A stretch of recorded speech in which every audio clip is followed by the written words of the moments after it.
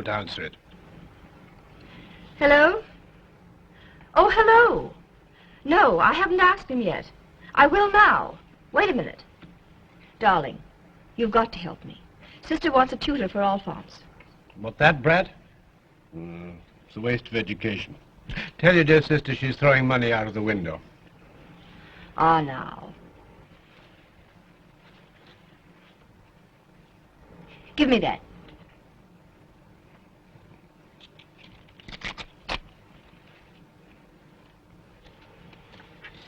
Hello?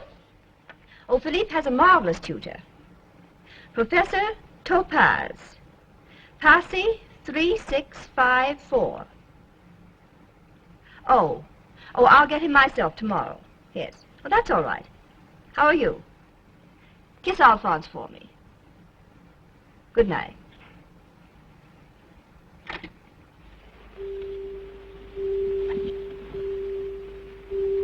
Sounds. What's wrong? I have to go. You don't love me anymore. Darling, I adore you. But you know as well as I do that I must get home to my wife.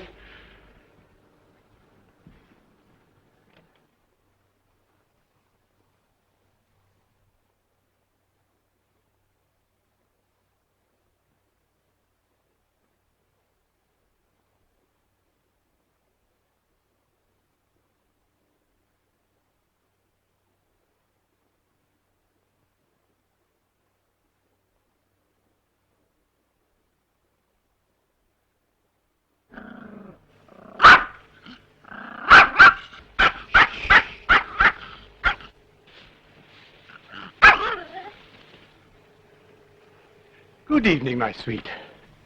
Where have you been? Exhausted, darling. I'm exhausted. I've had the most tiring day. As it was, I had to leave before the conference was over. Did you miss me? I've been almost out of my mind waiting for you. Hortense, I draw the line at sleeping with Max. Now, he has his own bed. Now you leave him alone. He's nervous. Oh, Philip, I don't know how to begin to tell you. What? Promise me you'll control yourself. Darling, I'll be as stoical as a turtle. Something dreadful has happened to our son. Well, he'll outgrow it. Philip de la Tour, I'm talking to you. Come here at once. This is what the Steg Academy thinks of your son. Charlemagne de la Tour. Geography 0, mathematics 0, chemistry 0, history 0, general knowledge 30. Signed, Auguste A. Topaze. Ha! Fascinating record. Must have had an off month.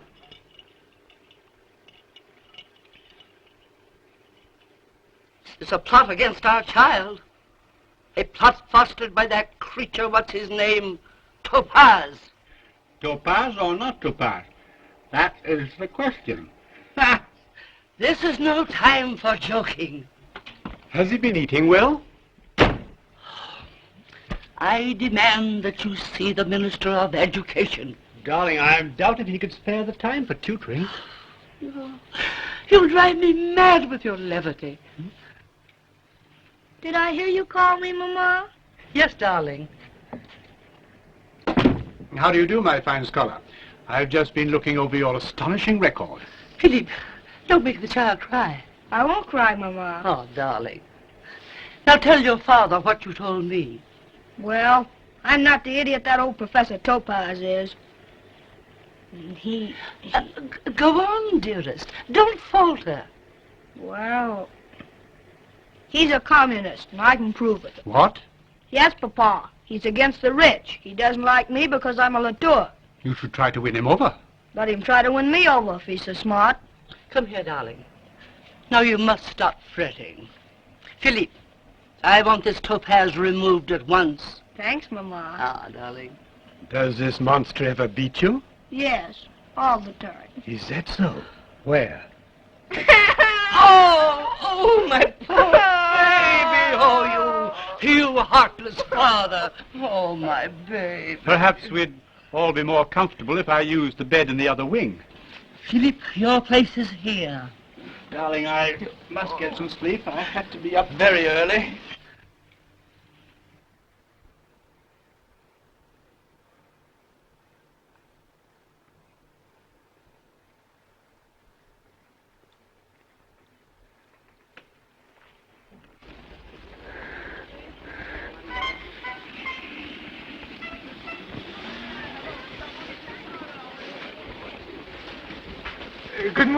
Good morning, Professor Topaze. That's a very fine odor you're giving the countryside, sir. You'll have to excuse me tomorrow, perhaps. Good morning, Dr. Stage. Just a moment, Dr. Topaze. I have some good news for you. Is it about my raise in salary? Oh, much better. I am pleased to report that owing to my tireless efforts, the highest honors which can be bestowed upon a teacher are now within your grasp. You don't mean the academic palms? Yes. Oh, Dr. Stake. Not so fast, Dr. Topaze. 12 members of the Academy have now read your first steps in chemistry and are favorably disposed. There remain but 8 members, which is 3 members less than last year. Then, I shan't be mentioned in this year's list. Yes and no. Colonel Lepinas informs me that you have been awarded the academic palms in a spiritual, but not in a political sense. That is to say, morally. Morally? Well, that's something, isn't it? That's very nice. It gives me great hope. Have you done the potassium lesson? I should say not. You better look at it. It's pretty hard. Here it is on page 86.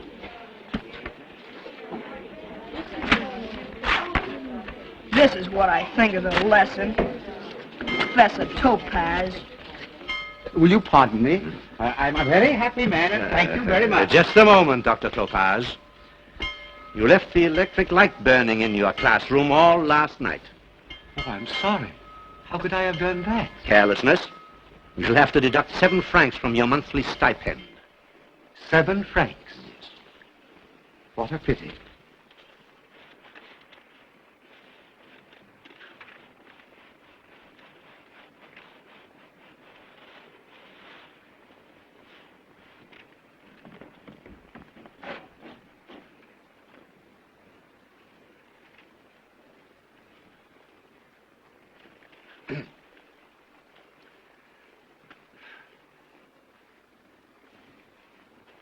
Monsieur Duval,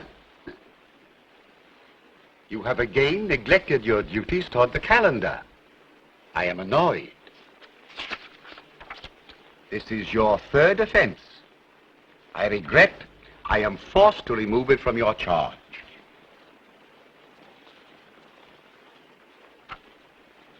Monsieur Durand, in recognition of your good marks, the calendar is entrusted to your care.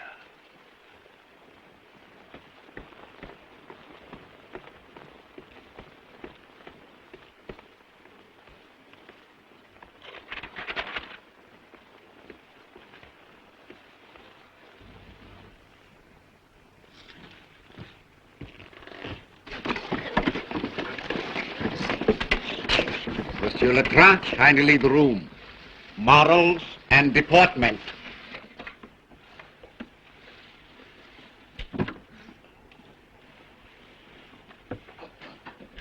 Monsieur, let this be a lesson to you that Professor Topaze has eyes in the back of his head. You may return to your seat. Thank you, sir. Before we go any further, gentlemen, I wish to appeal to a boy who has been annoying our class for several days. I willingly forgive him for his past offenses, but I must appeal to his moral sense to discontinue his inopportune and undesirable melodies. I know I shall not appeal to his moral sense in vain. Very well. Dishonorable miscreant, you have bearded the lion. Beware. Gentlemen, I ask you to ignore these and other future noises. Act as if they did not exist. Today, we are not going to concern ourselves with chemical equations, geographical questions, or matters of historical import. We are going to consider things of a deep and fundamental nature. I refer to the question of good and evil. We are going to dwell on the habits of civilized peoples.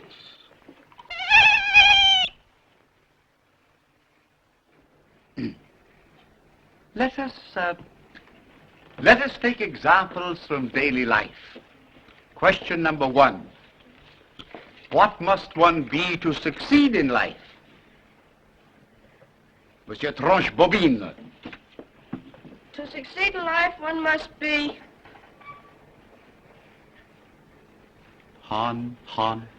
honest. Honest. Correct. Eminently correct. One must be honest, but what else? Honest, but what more? Monsieur Durand. He must be honest and... Kind. honest and kind. Now, gentlemen, let us presume that by some freak of nature, a dishonest man becomes wealthy. Well, he is well dressed. He lives in a very fine room. He has servants and an automobile. Yet, has this man any friends?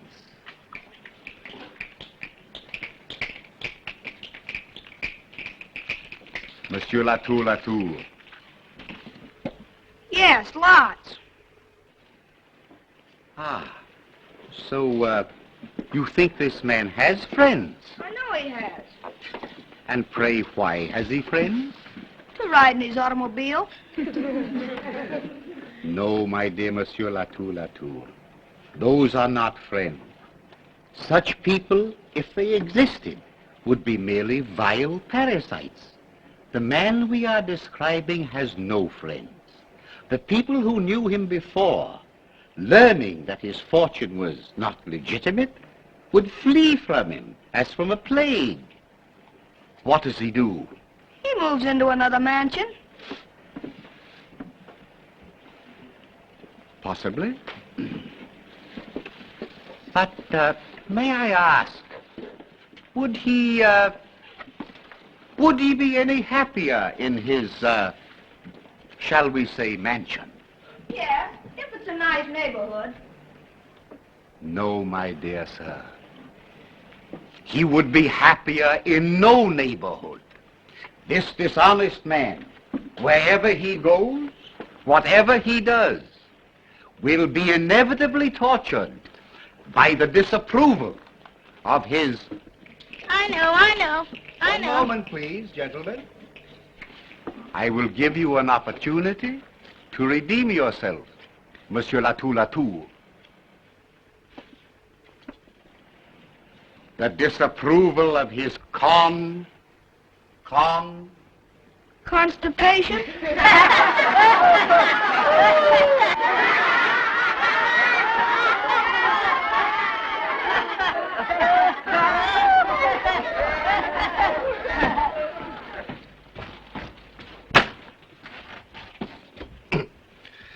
Monsieur Latour, I choose to think that idiotic reply was not a weak attempt at humor, but a definite lack of intelligence. 0.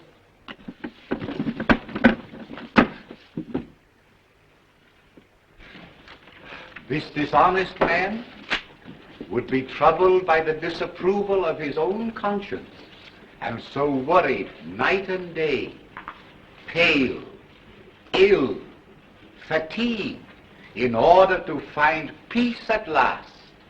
He distributes among the poor his entire fortune as a sign that he has at last understood that Ill-gotten gains are not worthwhile. and Money does not bring happiness. exactly.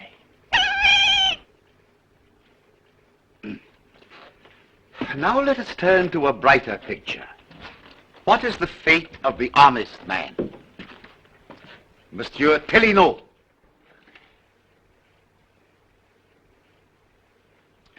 What is the state of the honest man's mind at the end of his day's work?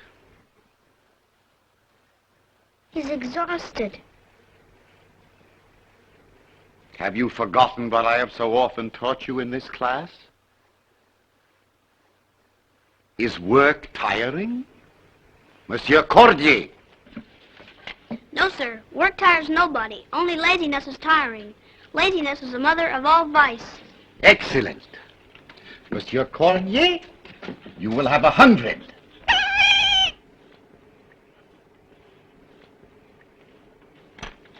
Permit me, gentlemen, to elucidate. Let us presume our honest man is a businessman. He will refuse to misrepresent his product. He will scorn unmerited profit and be rewarded by the esteem of all who know him. If a war breaks out and he has the good fortune to be wounded, he will be instantly awarded a decoration by his government. Aha! So, you were foolish enough to mistake my kindness for weakness, my patience for blindness. My young friend, the velvet glove conceals a hand of steel.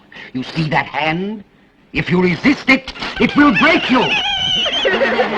Monsieur Latour, stand with your back in the corner. Your back to the class. You are now an object of derision and shame to your comrades.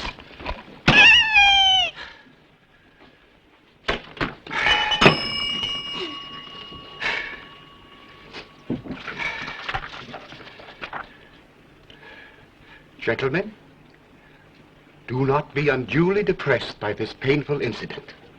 I shall go on with the class as if nothing had happened. As for you, Monsieur Latour, I will not yet pronounce sentence. I condemn you to a state of uncertainty.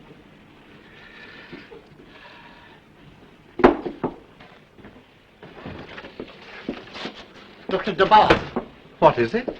bring your report cards to Dr. Stegg's office at once. Does Dr. Stegg know I'm in the middle of my class? At once?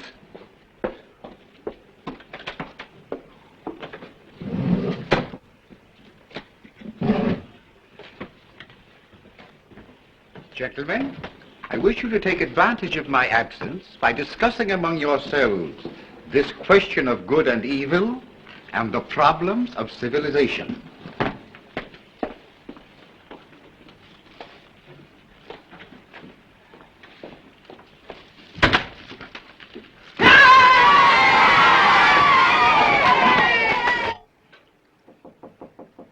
Come in. Close the door.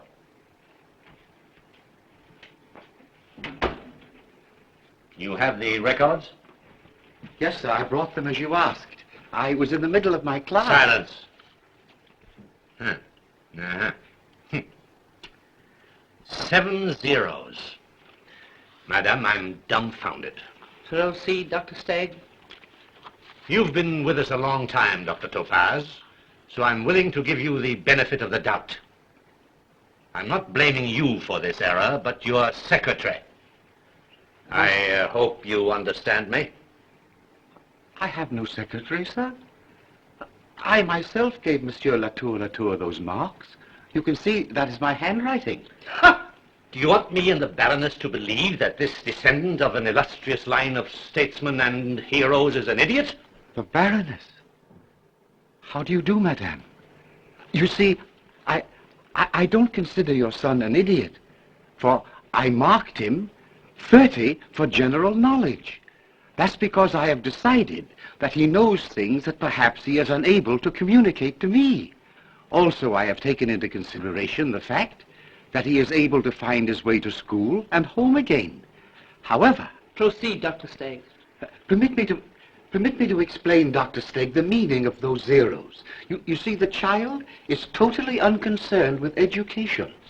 He confuses himself by playing music on a miserable little instrument. He throws, if you will pardon me, stink bombs and whatnot. That is what I call the active state. Ha! On the other hand, he will look at me with a kind of thick, myopic expression. And although he is apparently listening intently, and his eyes are wide open, he is asleep, madame. And if I speak to him suddenly, he falls off his seat. That is what I call the passive state. Sir, you've said enough. You've convinced me that Madame is right in every one of her accusations. Dr. Topaze, you've been guilty of favoritism. Sir, I have been honest. Ha! Either this creature is dismissed, or I withdraw my son and bring the forces of the government to bear. Madame, I beg you listen. Sir, you are a vile radical. Madame, my sympathies are entirely with the capitalists. Topaze, you're a fool. Go back to your class. Pack your belongings and leave the faculty you've dishonored. You're no longer a member of my academy.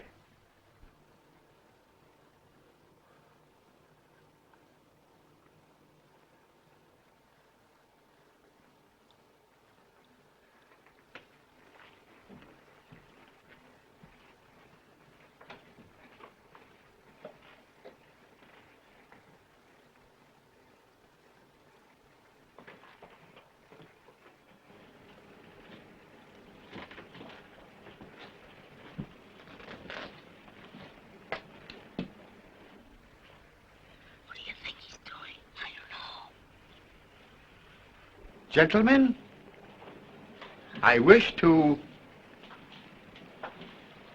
assign you your lesson for tomorrow. You will come prepared to go further and more exhaustively into the subject of good and evil, basing your course of inquiry on these noble philosophies. Class is adjourned for a brief recess.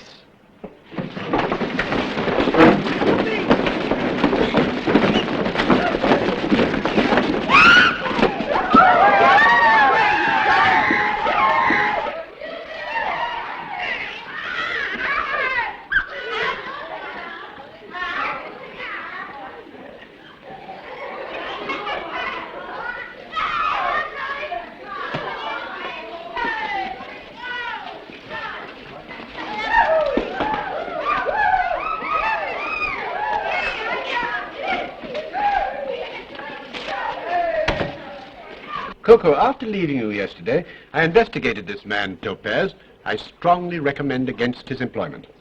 Oh, but he's coming this afternoon. Give him his bus fare and tell him that Alphonse has the measles. Better make it scarlet fever.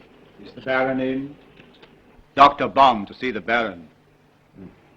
Please. No business this evening. My dear, that's the chemist from our bottling works. I'm naming a new water after him. Sparkling Baum. Send him in. I must be nice to him, Coco. Dr. Baum lends his name to this concoction of ours and makes it possible for the public to believe in it. He baptizes the water, so to speak. Madam, good evening. Baron, good evening. Doctor, good evening. Sit down, Doctor. Baron, I have come here to make one last appeal to your better nature. You mean you have something unpleasant to say? Very. Proceed. I am not going to allow my name to be placed on the water we are inflicting on our public schools. Point number one, you obtain the concession by bribery and corruption. Eh? Point number two, this liquid has no value of any sort. It teems with microbes. Baron, I cannot lend my scientific integrity to a swindle. My conscience refuses. You're being paid handsomely for that spiritual discomfort? As long as you confine your deception to reasonable limits, I was willing to condone matters.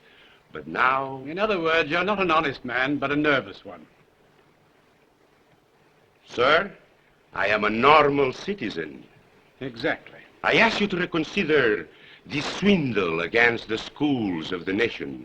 You're also asking me to throw away some millions of francs, my dear doctor, as a sop to your cowardice. I grant you we are misrepresenting our product, and that it is a liquid totally unbeneficial to its consumers. On the other hand, our advertising will convince people that it is good for them, and once being convinced, they will be improved by its consumption. Sophistry. Baron, I resign. I will not allow my name to become a symbol of corruption. My dear doctor, I hope you won't regret your sacrifice. Never. Madame, good evening. Baron, good evening. I leave this house an honest man. Now, then let me be the first to congratulate you. I don't think you handled that so well. I could have induced him to stay in a minute by offering to double his 30 pieces of silver. Why didn't you? You can't sell the water without some sort of scientist endorsing it, can you? I dislike and distrust men who are always offering to resell their honor. Bond's a fool. You've always said that was the sort of man you wanted. No, I was wrong. What I want is an idiot. Either a thorough scoundrel or a complete idiot. And I don't like scoundrels. They're too competitive. But idiots are hard to find, I should think. Oh, no, not in the scientific world. But let us pray, darling, that Providence sends us an idiot. Mademoiselle Darfeuille, whom shall I announce? Professor Topaze.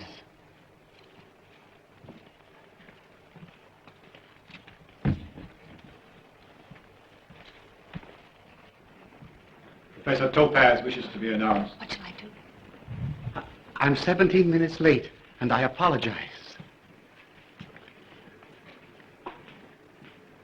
Professor Topaze, the bell on the Tour La Tour. Professor, I'm sorry to tell you that my... How do you do, sir? I had the honor of having your son in my class until this morning. Did you expel him?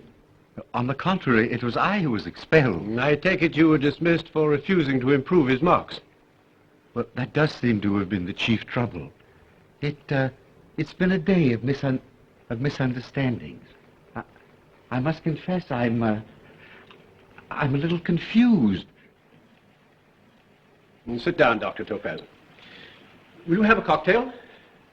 Hey? A cocktail. Well, I'm not a drinking man, but this being somewhat of an occasion, I should be glad to. Thanks very much. Now tell me, are you particularly anxious to go on teaching? Teaching? Why, yes, of course. That's my profession. May I ask, what do you hope to earn by giving lessons as a freelance? I know of one freelance tutor who earns as much as 1,200 francs. A week? A week? No, mademoiselle, a month, unfortunately. Professor Topaze, our little talk has convinced me that you have become the victim of excessive mother love. I? Yes, my wife was unjust to you. I wish to repair her offense. I have an offer to make you. I manufacture a curative water. My firm desires to improve upon its medical formula. And at this very moment, we happen to be looking for a scientist whose name and whose brain we can use. Do you think you could rise to such an opportunity? I am, sir, the author of First Steps in Chemistry. Will you be good enough to read the introduction? Permit me, madame, mademoiselle. Begin there, on page 3.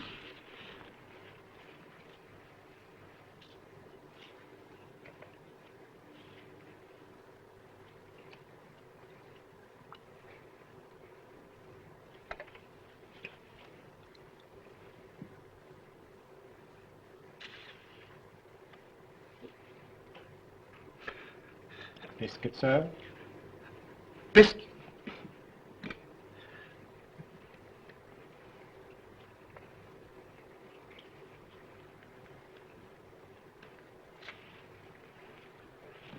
This is splendid. Professor Topaze, Before we talk business, I'd like to ask you a few questions. Indeed, sir. To begin with, have you a family? Alas, no. I'm quite alone in the world. And women? What about women? Women? I mean, have you some wife or whatnot? No, sir. No wife. And no whatnot, I assure you.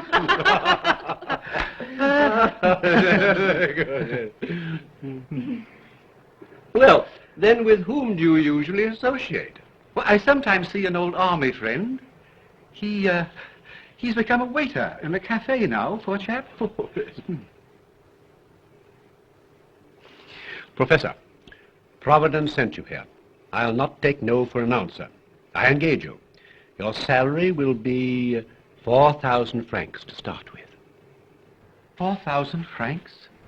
A month?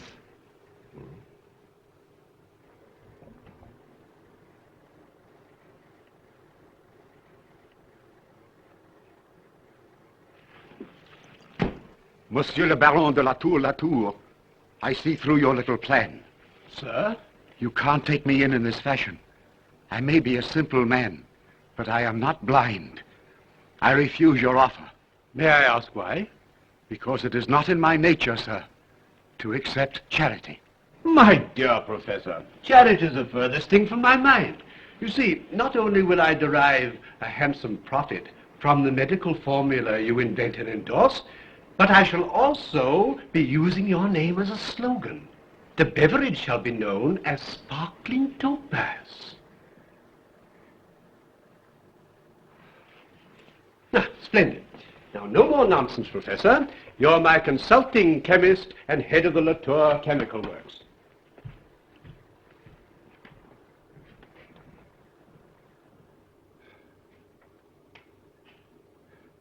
This unaccustomed drink has made me a little bit dizzy. We'll draw up a contract immediately. The war interrupted my researches.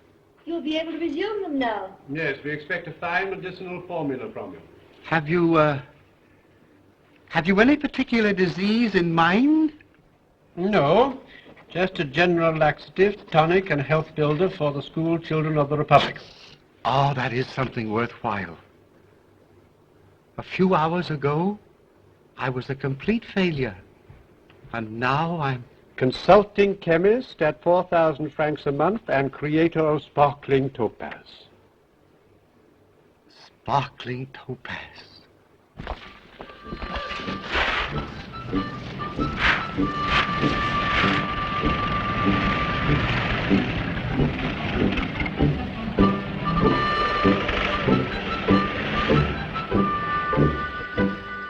Doesn't he know you have been selling tap water to the whole nation under his name and with his endorsement? He knows nothing. He fancies we're distributing the sparkling water invented by him. He's in there now, pottering around with improvements on his formula. Here's his latest creation. Is it any good? Topaze assures me it does amazing things to the kidneys and other vital organs. Good. It should be. It costs 40 francs a bottle. Mm. Yes, I'm glad you like it. Of course, I prefer our own sparkling Topaze at 2 francs. Come and see his playground. It's a veritable inferno.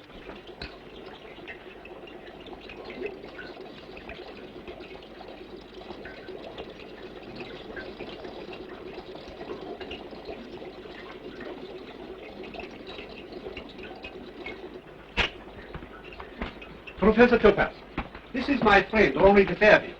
He's a very prominent politician. Oh, how do you do, sir? Ah, Professor. I never met any politicians, but I've always admired them from afar. You've seen them at their best. Why don't you two go outside where you belong? We were quite happy without you. Permit me, sir, to show you a drop of the water formerly manufactured for the Baron.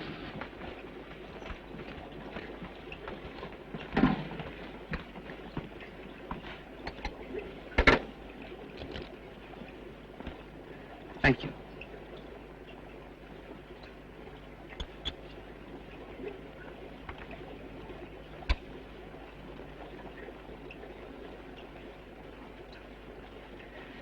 Will you look through there, sir?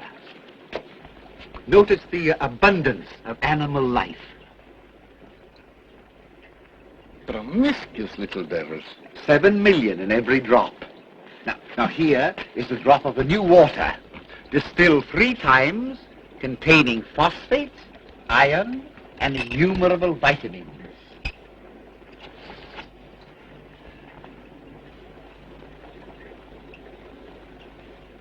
Like a diamond. Thank you, sir. I will now give you an even more fascinating proof. I have here some pieces of prepared paper.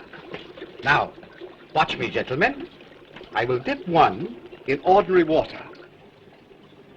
You notice it turns purple and exudes a most unfortunate odor. That is due to its acid imperfections. Now observe. I dip the other in our new grade of sparkling topaz. It remains totally unaffected. Marvelous. Thank you, sir. I will now show you, pardon me, I will now show you the improvements I have made on the new germicide.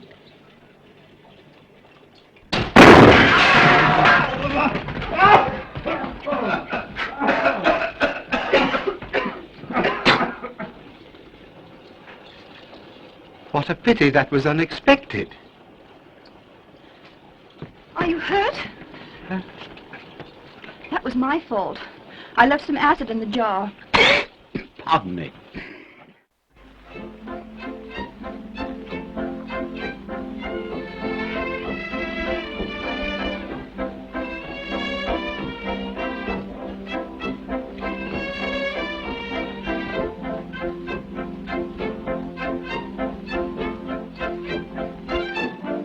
Your coat, sir?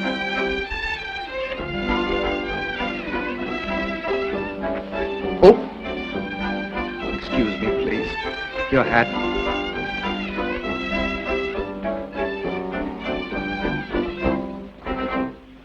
C'est bon? Voulez-vous me suivre? Oui.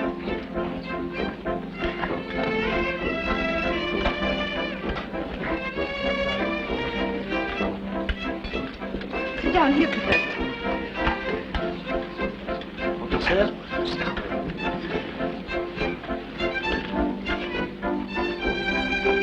Oh, may I? Look.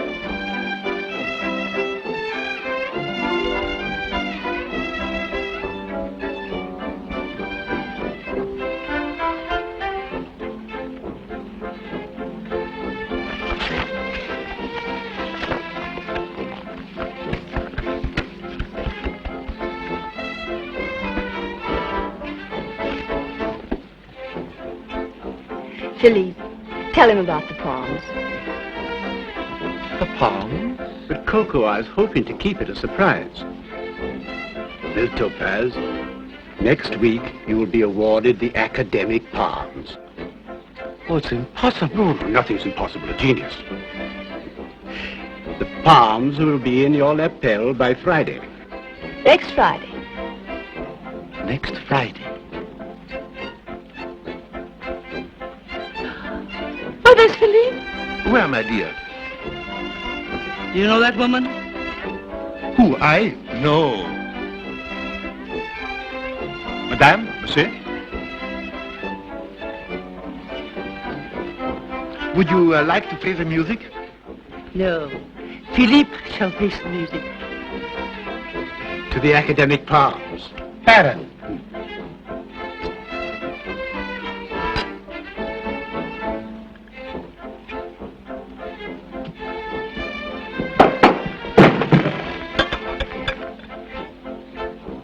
Well, Philippe, you seem somewhat surprised. At what? I'm delighted. This is an unexpected pleasure. Permit me, my wife, Dr. Topaze and Madame Topaze. Madame Topaze, delightful. Who did you say? My wife, Professor. How do you do? Topaze. The name sounds familiar. Haven't I seen you somewhere before? Dr. Topaze is head of my laboratory. Saw his picture in the paper this morning, my dear. Oh, of course, of course. Pardon the intrusion. Delighted to have met you, Professor. And you too, Madame Topaze. You have a very talented husband. Dinner at 8, Philippe. At 8, my love.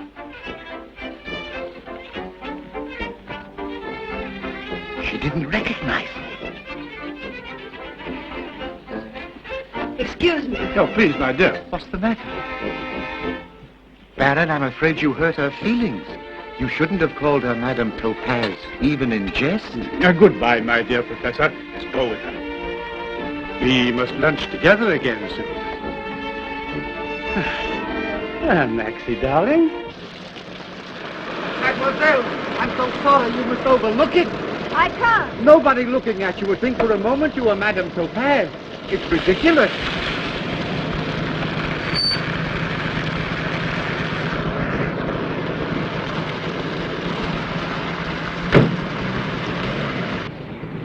Where are we going? You know, it was a dubious jest calling you Madame Topaze, and I sympathize with you. There are times when I myself have almost wept to be called Monsieur Topaze. Please stop it. But you're crying. I must do something. You're really out of your head. Hey? Yes, you're insane. Completely insane. Oh, I think you misjudge me a little. Do you want to know why I left the table? You had nothing to do with it. Good heavens, I wasn't even thinking of you. But now you're just being kind. Oh, stop babbling like a child. I'm as sensible as ever. Professor, you're deaf, dumb, and blind. The Baron introduced me to his wife as Madame Topaze because he was frightened out of his wits. Of what? Of her finding out. Of her even suspecting something. The way he turned pale and shivered in his boots. Palming me off as Madame Topaze. Shivered in his boots? May I ask why he should do that? Because he's my lover.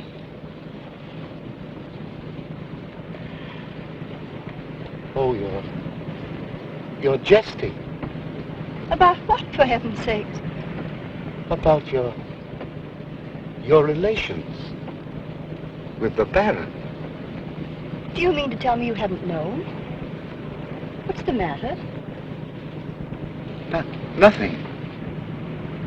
You must forgive me. It's not your fault that I had some curious misconception of you. Oh, I wish I could do something about it. Oh, look!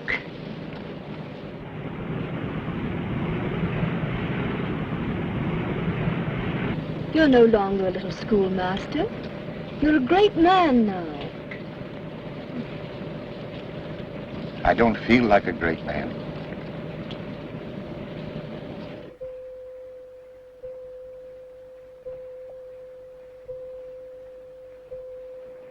Joseph, Yes, sir? did you telephone the hairdressers? Yes, sir. Well? Madame has not been there. I'll have a whiskey and soda. And are you staying for dinner, sir? I'm staying until she comes home. Very good, sir. Good evening, Joseph. Good evening, Madame. Where? You here? Where have you been? With Professor Topaze?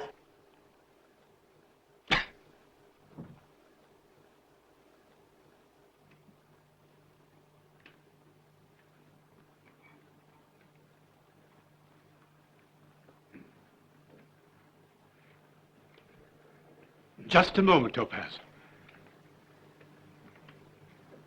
You seem a trifle nervous, monsieur. I am. Sit down.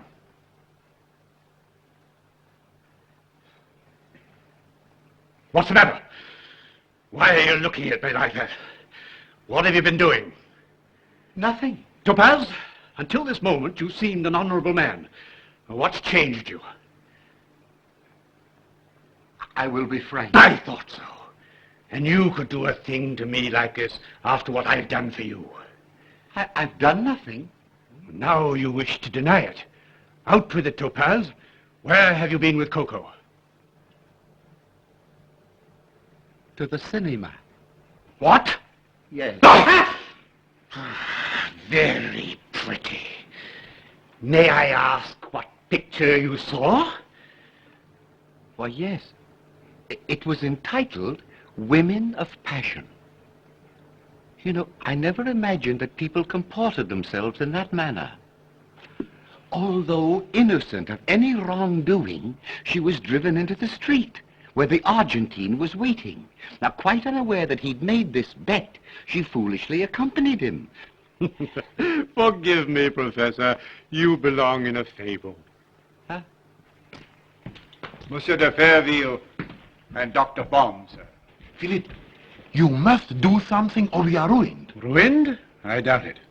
Take your hat off, Henri. It'll quiet you. And sit down. Dr. Baum, be seated.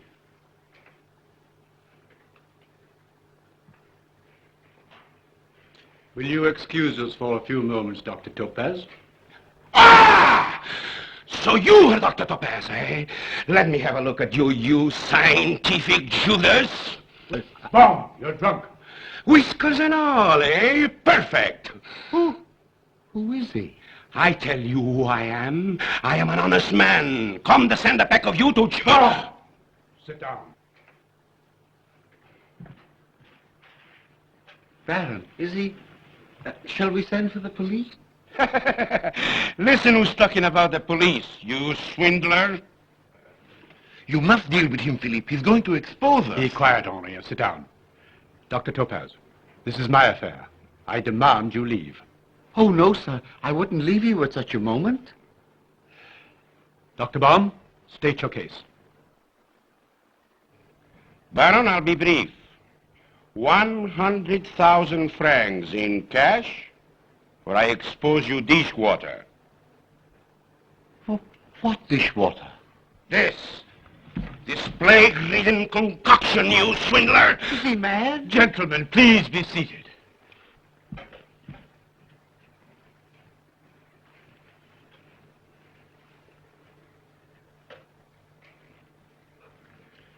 May I trouble you, Henri?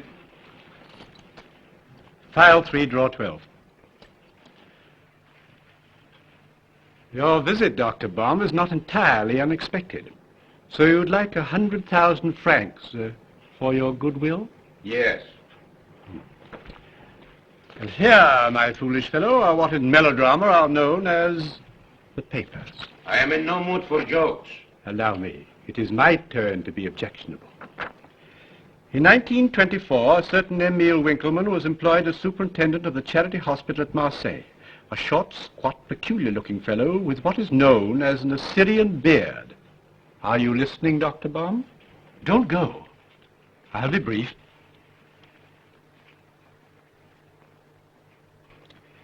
We skip to page 8, and we find December the 4th, 1925, this same Emile Winkleman, beard and all, vanishes from the charity hospital, and with him a magnificent sum of money belonging to the state. There's a great hue and cry, but Emile is never seen or heard of again. However, on September the 22nd, 1927, there arrives in Paris a short, squat, but smooth-shaven fellow with a pigmentary mole on his right cheek, who soon finds employment as a chemist, and under the name of... So you intend to blackmail me, huh? With the greatest of reluctance, and only in self-defense. Baron, you're the most impudent scoundrel that I ever known. Dr. Baum, I'm impervious to flattery.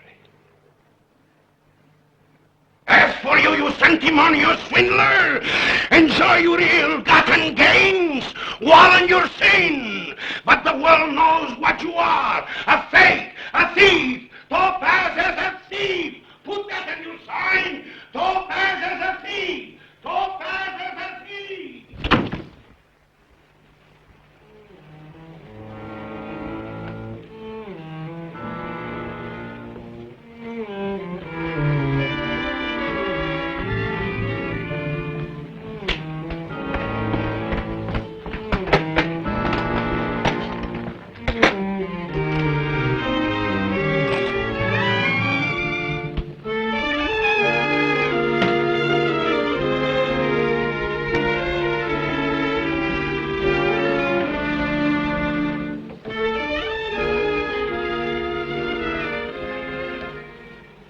Oh.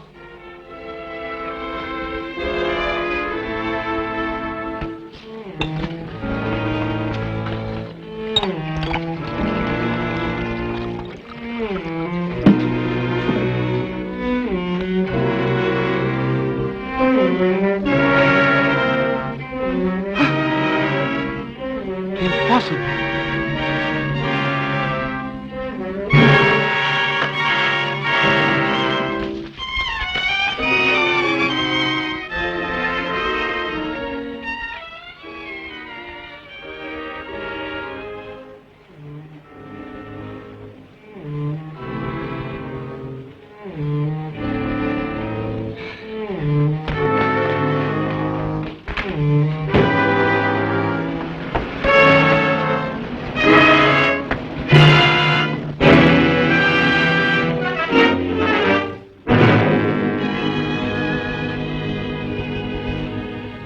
One moment, sir. Pardon me. Bon, nom de Dieu, qu'elle m'a foutu là, je vais me taper la police là, hein? Oh, sale!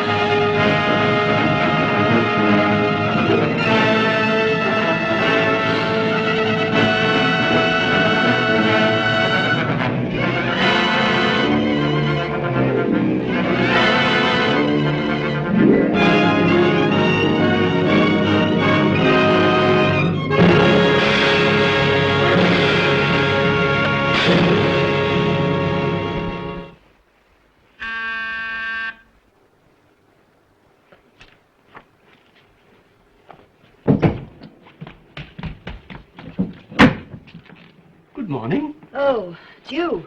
Yes, it's always me. It's a gorgeous day. Sun is shining, birds are twittering, almost like a day in May. Where is he? Did you find out anything? Nothing, but he'll come back. Did you sleep well? Philippe, something has happened to him. My dear, you're carrying on like an ingenue. I assure you nothing's happened to him. There's a special providence that looks after simpletons. Oh, you make me sick. Darling, I'm sorry. Philippe. Philippe, we must find Topaze. I kept thinking all night of that look in his eyes when he left. Now, what sort of nonsense is this? Why, I swear you're crying. I never heard of such a thing. Why, darling. No, don't touch me. I can't. Not with him lying dead somewhere, surrounded by cats. Cats? Good morning, sir.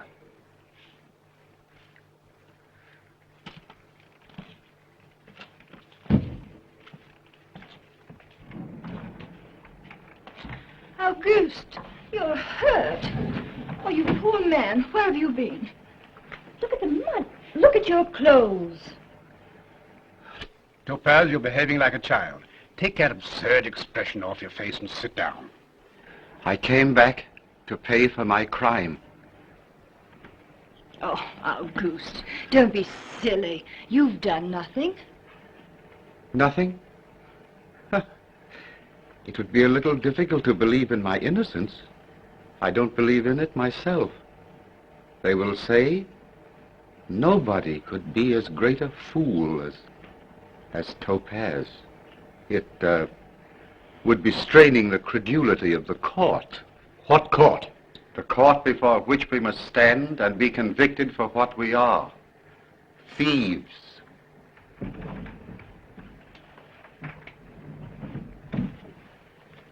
Some people to see Dr. Topaze. Who? Quite a delegation, sir. Some are in uniform. The police. Tell them I'm ready. Just a moment. I'll see them. Oh, here we are. Honey, bonjour, mon colonel. Colonel. So you came back to share our fate. Yes. You silly creature. You're so foolish you make me ashamed. Well, my fine criminal, are you ready for the police? I am. Gentlemen.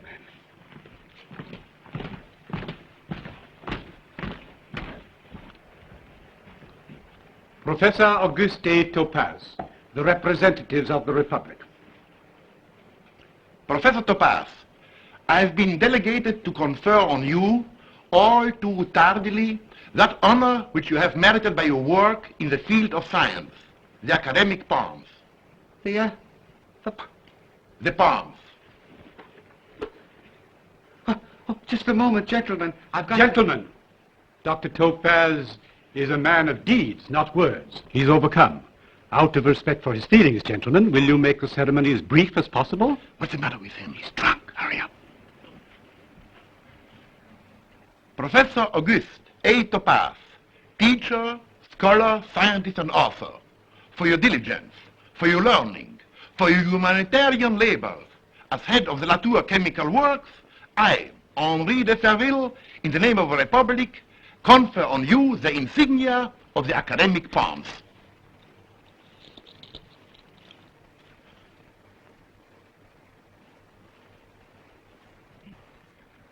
Count de l'Espinasse, First Assistant Head of Bureau of Awards and Merits.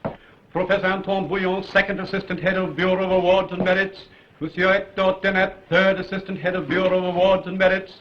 Colonel Robert Chateauneuf de Pep, Colonel Timoleon de la Rochefontaine, Assistant Commissioners of Scholastic Awards and Merits. Congratulations, my dear Professor. You are the Republic of France? I'm a member of the government, Professor. And you, gentlemen, are friends of the Baron? Well, not only friends, my dear Topaze, but business associates. Oh, I see. I understand. I think you'd better thank them. Thank you, gentlemen. Thank you very much. Speech! Speech! Speech! Speech!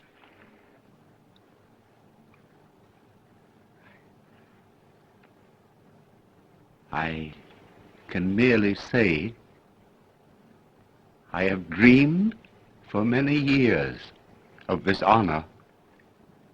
I always thought it would be the happiest moment of my life when it came, if it ever did come. In fact, I wrote out a speech long ago.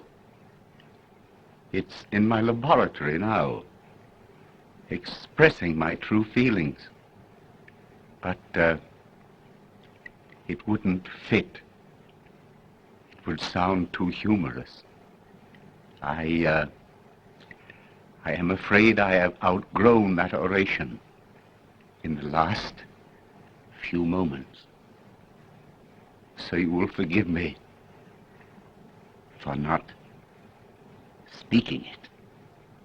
I would rather say merely, thank you, gentlemen. It is more than I deserve. Bravo, bravo! Bravo! Bravo! Come, gentlemen, we'll adjourn to the library.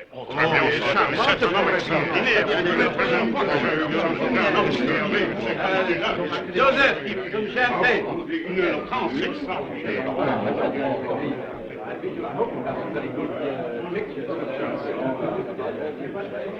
Auguste. You were a great man without them. No. Now I'm what they call a great man. I am not Topaze. Topaze lies dead in an alley. Look. Can't you see how different I am I'm a distinguished scientist. I am a man of honor. I have been decorated by the Republic. I wear the palms.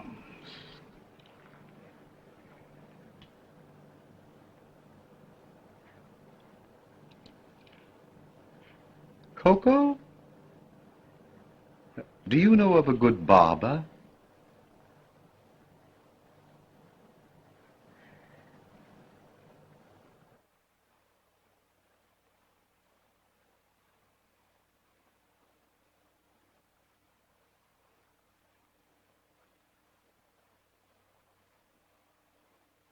Very becoming, Auguste. Do you like it? Ravishing. Perfect.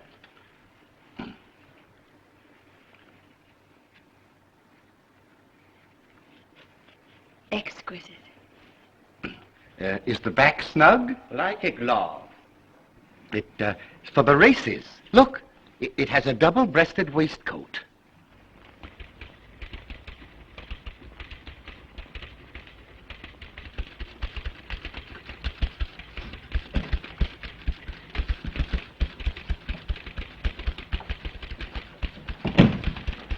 I trust you're comfortable, sir? Oh, you do, eh?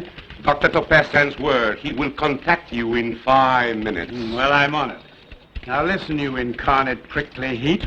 Ask Topaze what he means by making me wait 25 minutes. The man has delusions of grandeur.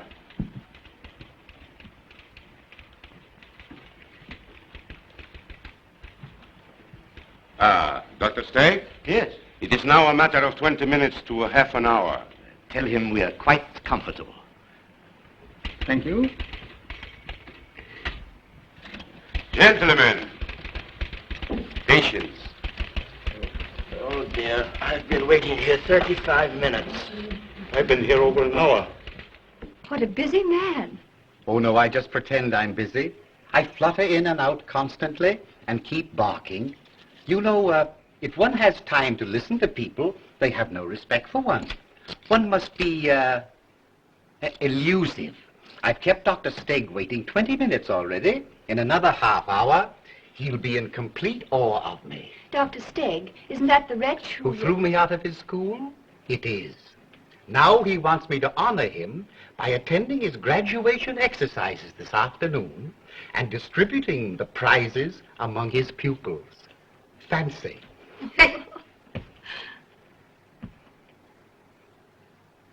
Would you like to come along? Oh, that'll be fun. But you might have called for me, instead of summoning me here like a tyrant. It's better manners. My dear Coco, in a crisis, one omits a bow or two. You're in a crisis? Well, not yet, but in a few minutes. I'd love to share a crisis with you. Do you mind if I sit here? It makes me feel more effective. Do be effective.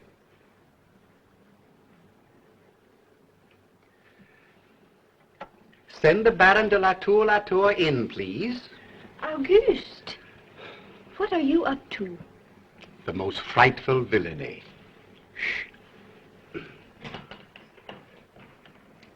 I'm sorry to have kept you waiting. I don't mind humoring you, Topaze, but don't overdo it. Well, what are you doing here? Visiting? I sent for her.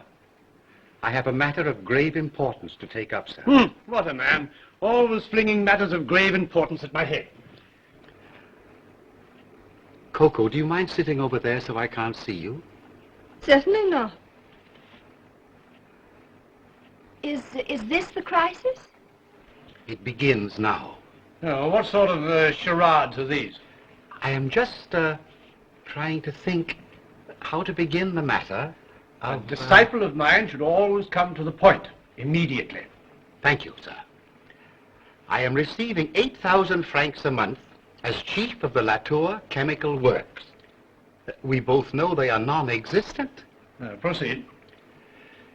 Really, if I took my job seriously, I should have nothing to do at all. So I have decided I should be more honestly employed as... Cigarette? No, thanks. As a partner.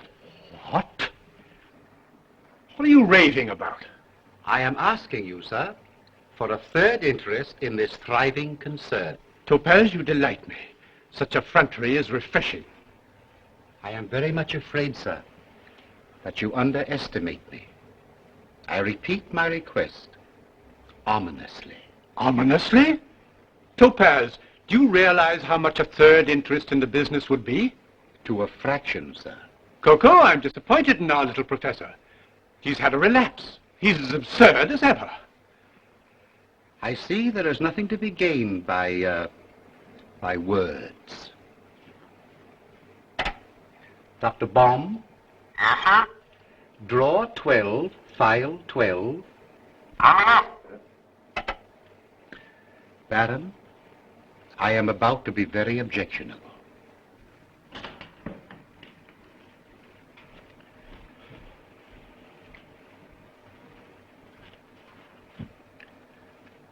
Here, as they say in melodrama, are the papers.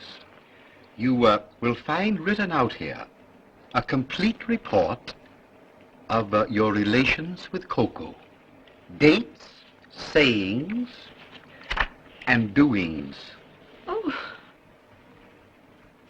Your stock in this firm is in your wife's name. And your wife, if I may say so, is a very formidable woman. When she reads this fascinating data, her subsequent antics are easy to imagine. You're the most impudent scoundrel I've ever known. Sir, I am impervious to flattery.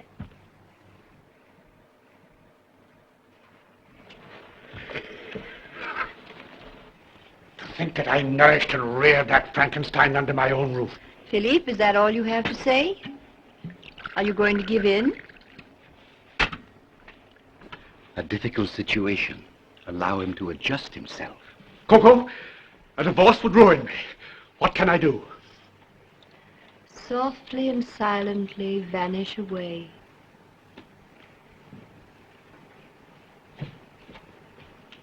I have taken the liberty of drawing up a partnership contract. Blackmailer. A pen, sir.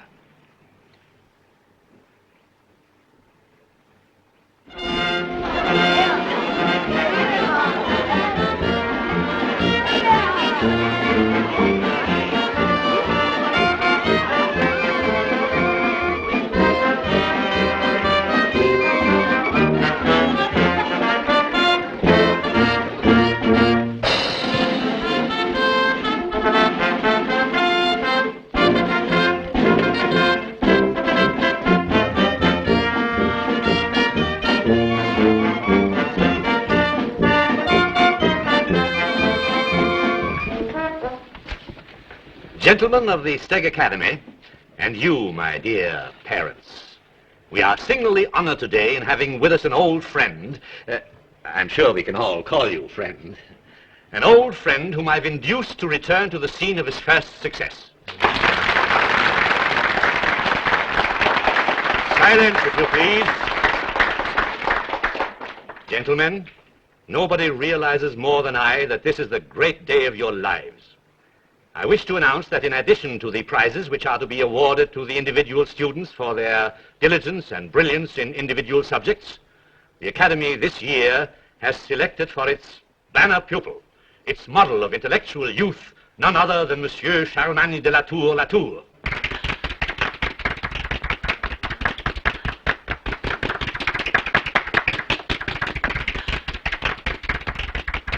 And now the moment arrives which you've all been waiting for. I have the great privilege and high honor to introduce to you the distributor of the prizes, the beloved scientific genius of the Republic, my very good friend.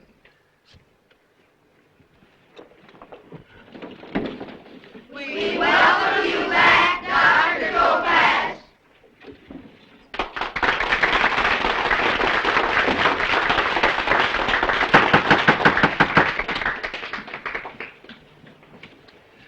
Gentlemen, dear ladies, Dr. Steg, members of the faculty. Where is my pointer? Thank you. Thank you very much. Now I feel more at home. And, my glasses. These, glasses have seen a great deal of service in this room.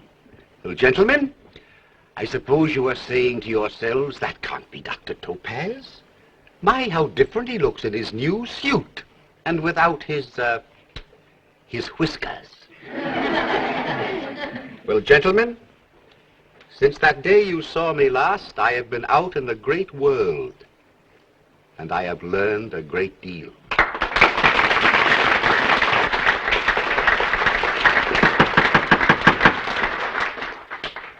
You have noted, gentlemen, that I have changed. But it pleases me to see that here nothing has altered. The mottos, they are all the same. Like yourselves, I studied them a long time, and I learned to know them well.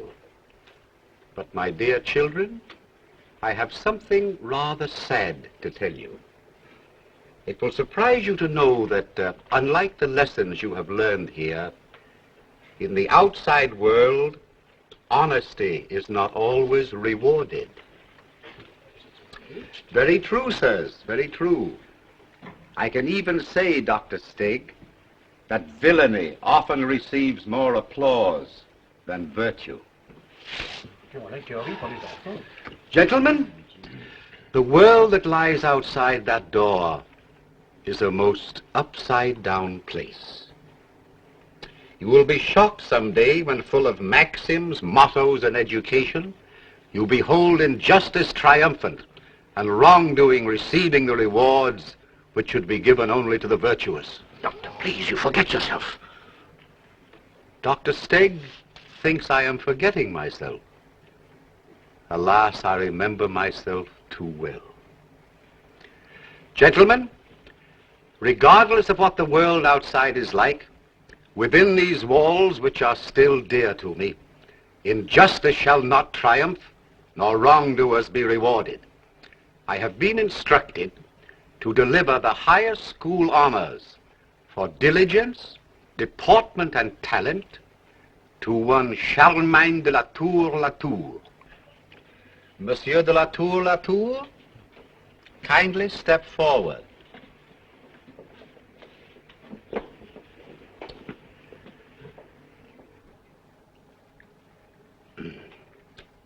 Monsieur Latour, I see by this report that you are marked 95 in history. May I ask you a question? What can you tell me about the 3 Punic War? There were 3 Punic Wars. During the first Punic War, You don't seem to know much about the first Punic War. What can you tell me about the second Punic War? After the first Punic War came the second Punic War. The second Punic War. Let us proceed to the third Punic War. After the first Punic War came the second Punic War. And after the second Punic War came the third Punic War. A very scintillant deduction. Proceed.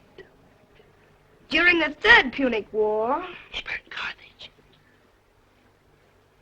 They burned Carthage. They had a war. 0, 0, 0. You may return to your seat.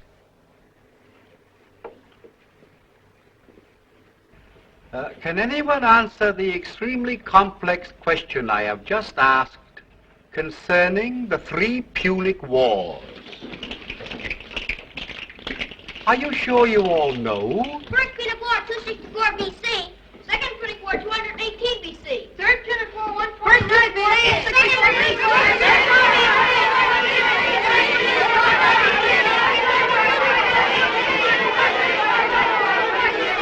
Excellent. Excellent. Excellent. Thank you very much. Have you the prize, Dr. Stig?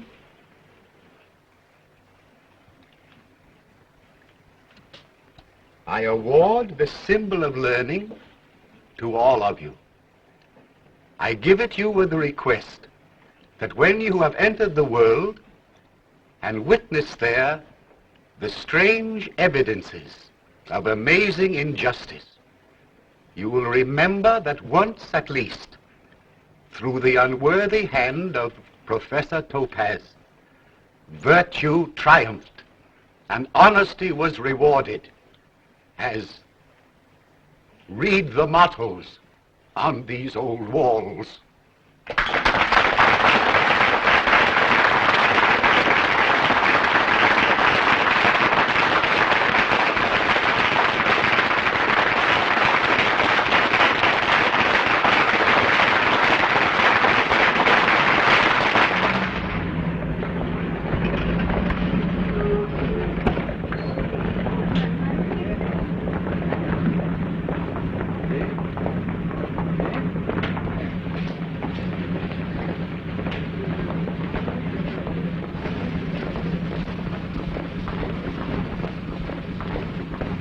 Fancy that.